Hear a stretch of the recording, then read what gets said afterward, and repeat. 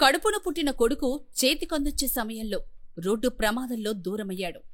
కట్టుకున్నోడైనా కడదాకా తోడుంటాడు అనుకుంటే అనారోగ్యంతో ఆయన కూడా మధ్యలోనే వదిలేసి పరలోకానికి వెళ్ళిపోయాడు.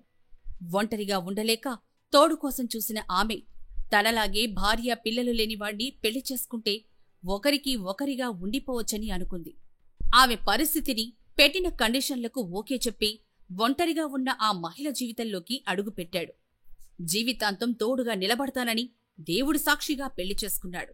కాని 2 ఏళ్లకే ఆమె వెనుకున్న కోట్ల రూపాయలు కొట్టేసి పరారయ్యాడు. జీవితం ఆశాజనకంగా ఉంటుందని నమ్మి తన సర్వస్వాన్ని అప్పగించిన ఆ మహిళ ఇప్పుడు లబోదీబోమంటోంది. పెళ్లి పేరుతో 28 కోట్ల మేర మోసానికి గురైన నాగమణి అనే బాధితురాలు చిత్తూరు జిల్లా ఎస్పీని ఆశ్రయించడంతో ఈ దారుణం వెలుగులోకి వచ్చింది. రామకుప్పం మండలం రాజుపేటకు చెందిన నాగమణికి 25 సంవత్సరాల క్రితం బెంగళూరుకు చెందిన వెంకటప్పరెడ్డితో వివాహం జరిగింది. వీరికి ఒక మగ సంతానం కూడా ఉన్నాడు. అయితే నాగమణి జీవితంలో వరుస విషాదాలు ఆమెను ఒంటరిని చేశాయి. 15 ఏళ్ల క్రితం ఆమె కొడుకు ప్రమాదంలో మృతి చెందాడు. ఆ బాధ నుంచి కోలుకోకముందే 10 ఏళ్ల క్రితం భర్త వెంకటప్పరెడ్డి అనారోగ్యంతో కన్నుమూశాడు. భర్త, కొడుకు మరణంతో నాగమణి ఒంటరిగా మిగిలిపోయింది. ఒంటరితనాన్ని భరించలేక తోడు కోసం భార్య చనిపోయి పిల్లలు లేని వారిని పెళ్లి చేసుకుంటానని చిత్తూరుకి చెందిన పెళ్లిళ్ల బ్రోకర్ జమునను నాగమణి సంప్రదించింది. నాగమణి వివరాలను బ్రోకర్ జమున ద్వారా సేకరించిన బంగారుపాలెం మండలం శేషాపురానికి చెందిన శివప్రసాద్ ఆమెను ఫోన్ ద్వారా సంప్రదించాడు. తనకు పిల్లలు లేరని, భార్య కరోనాతో చనిపోయిందని నాగమణిని నమ్మించాడు. ఈ విషయాన్ని ధృవీకరించుకునేందుకు ఒక నకిలీ డెత్ సర్టిఫికేట్ను కూడా సృష్టించాడు. శివప్రసాద్ మాటలు నమ్మిన నాగమణి 2022 అక్టోబర్ 28న కర్ణాటకలోని బంగారు తిరుపతి దేవాలయంలో అతన్ని పెళ్లి చేసుకుంది. మొదట్లో కొన్ని రోజులు వారి వివాహ జీవితం సజావుగానే సాగింది. ఆ తర్వాత శివప్రసాద్ తన అసలు రంగు బయటపెట్టడం మొదలుపెట్టాడు. తనకు రిజర్వ్ బ్యాంక్ ఆఫ్ ఇండియా నుంచి 1700 కోట్లు వస్తున్నాయని నాగమణిని నమ్మించాడు. దానికి సంబంధించిన నకిలీ ఆర్బీఐ లెటర్ను కూడా సృష్టించాడు. ఆ 1700 కోట్లు విడుదల కావాలంటే 15 కోట్లు ట్యాక్స్ రూపంలో చెల్లించాలని నాగమణిని నమ్మబలికాడు. శివప్రసాద్ మాటలు గుడ్డిగా నమ్మిన నాగమణి తన బ్యాంక్ అకౌంట్ నుంచి శివప్రసాద్, అతని అన్న చక్రవర్తి, వదిన హేమలతకు 3 కోట్ల రూపాయలు బదిలీ చేసింది. అంతేకాకుండా నాగమణికి సంబంధించిన 10 కోట్ల విలువైన వ్యవసాయ భూమిని, బెంగళూరులో 15 కోట్ల రూపాయలు విలువ చేసే బిల్డింగ్ని కూడా శివప్రసాద్ అమ్మించి సొమ్ము చేసుకున్నాడు. మొత్తం కలిపి నాగమణి నుంచి 28 కోట్లు కాజేశాడు. ఆర్బీఐ నుంచి డబ్బులు రాకపోవడం, శివప్రసాద్ ప్రవర్తనలో మార్పు రావడంతో నాగమణికి అనుమానం వచ్చి పలుమార్లు నిలదీసింది. దీంతో గత సంవత్సరం డిసెంబర్ నెలలో శివప్రసాద్ నాగమణి ఇంటి నుంచి పరారయ్యాడు. శివప్రసాద్ను వెతుక్కుంటూ బంగారుపాలెం మండలం శేషాపురానికి వెళ్లిన నాగమణికి అక్కడ షాక్ తగిలింది.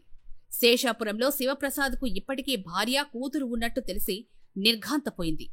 బెంగళూరు పెళ్ళైందనా, ఆయన పేరు వచ్చి జీబీ వెంకటరెడ్డి. ఆ తర్వాత ఎప్పుడు పెళ్ళైంది? 92లోనా, 92లో పిల్లలు ఒక కొడుకు పుట్టిండే. కొడుకు యాక్సిడెంట్లో తీరిపోయా. తర్వాత 2 నెలలకి మా ఆయన చచ్చిపోయి వెంకటరెడ్డి అన్న. తర్వాత నేను ఒంటరిగా ఉంటానా అన్నాక నాకే ఒక భర్త కావాలనేసి బ్రోకర్కి చెప్పింటే ఆయన పేరు జమునమ్మ, చిత్తూరు అన్న. వాళ్ళు తోడుకొని వచ్చింది. అన్నాక ఇట్లా పెండ్లామ బిడ్డలు ఉండుకొద్దు అని వాళ్ళకి చెప్పింటి నేను జమునమ్మకి. అన్నాక వాళ్ళు శివప్రసాద్ అనే వ్యక్తిని తోడుకొని వచ్చింది. శేషాపురం అన్న, బంగారుపాలెం మండలము, ఆ ఊరన్న. వాళ్ళు తోడుకొని వచ్చి అన్నాక నేను వాళ్ళని అడిగితే నీకు పెండ్లామ బిడ్డలు ఉండారంటే వాళ్ళు లేదు అని చెప్పి, అన్నకు బిడ్డలు ఉన్నారంటే లేదండ్రి. అన్నకు సరే అని చెప్పి డెత్ సర్టిఫికేట్ కావాలని దానికి తెచ్చిచ్చింది నాకే. అన్నకు సరే దాన్ని చూసి అన్నకు నేను మా వాళ్ళకంతా చెప్పి పెళ్లి చేసుకుంటున్నాను. ఎక్కడ జరిగింది పెళ్లి? ఎప్పుడు జరిగింది? 22 నెల 22 సంవత్సరం. అదే గుట్టల్లి, బంగారు తిరుపతి గుట్టల్లిలో జరిగింది. అక్కడ జరిగిందన్న. పెళ్లి జరిగిందా? మళ్ళీ ఏం జరిగింది? అదే అన్నక్క 2 ఏళ్ళు బాగానే ఉంటుందన్న. అన్నాక నాకు వీళ్ళ గురించి తెలిసింది. ఏం తెలిసింది అతని గురించి నీకు? అదే పెండ్లాం ఉంది, బిడ్డ ఉంది అని తెలిసా. అన్నకు నేను రానిచ్చుకోలేదు. డిసెంబర్లో పోయినాడు, అన్నకు రాని. నీకు ఏమని చెప్పి నీ దగ్గర డబ్బులు ఏమర్చి తీసుకున్నారు? నా దగ్గరనా అదే ఆర్బీని ఇంకా డబ్బులు వస్తుంది, నేను ఇస్తాను, డబ్బులు అడిగిరి నాకు, నేను ఇస్తే లెటర్ చూపించింది నాకే. సరే అని చెప్పి నన్ను నమ్మి వాళ్ళకి డబ్బులు ఇస్తారా. ఎంత ఇచ్చినావు వాళ్ళకి? 15 కోట్లన్నా. అదే ఎట్లా ఇచ్చినావు నువ్వు?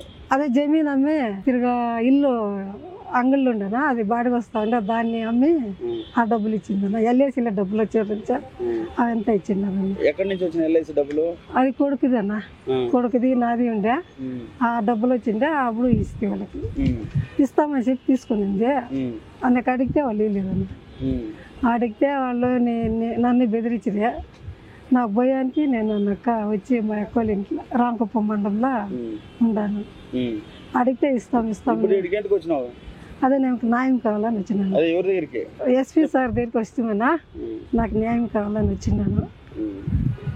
అదే మోసపోయానని గ్రహించిన నాగమణి తనకు న్యాయం చేయాలని కోరుతూ చిత్తూరు జిల్లా ఎస్పీని కలిసింది. కేసు నమోదు చేసుకున్న పోలీసులు శివప్రసాద్తో పాటు ఈ మోసంలో భాగస్వాములైన అతని కుటుంబ సభ్యుల కోసం గాలిస్తున్నారు. ఒంటరి మహిళలను లక్ష్యంగా చేసుకుని జరుగుతున్న ఇలాంటి మోసాలపై పోలీసులు అప్రమత్తంగా ఉండాలని సూచిస్తున్నారు.